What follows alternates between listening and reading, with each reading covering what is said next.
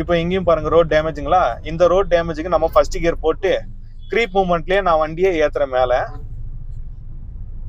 ஸ்லோவா கீழே இறக்குறேன். இப்போ ஆக்சிலேட்டர் போட்டு செகண்ட் கியரு, இப்போ கிளச்சை ரிலீஸ் பண்ணி ஆக்சிலேட்டர் போட்டு இப்போ தேர்ட் கியரு.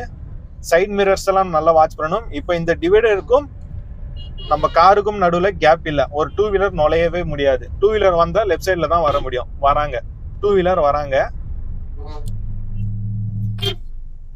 டூ வீலர் போறாங்க பாத்தீங்களா, டூ வீலர் போறாங்க. ஸோ நம்ம இப்படி கேப் விட்டுட்டு போனோம்னாக்கா அந்த டிவைடருக்கும் நம்மளுடைய வண்டிக்கும் நடுவில் டூ வீலர் வந்து வருவாங்க. அந்த பக்கமும் வருவாங்க, ரைட் சைட்லயும் வருவாங்க, லெஃப்ட் சைட்லயும் வருவாங்க. அப்போ நம்மளுக்கு வண்டி ஓட்டுறது ரொம்ப கஷ்டமா இருக்கும். இதெல்லாம் மனசுல வச்சுக்கிட்டு தான் நம்ம டிரைவ் பண்ணணும்.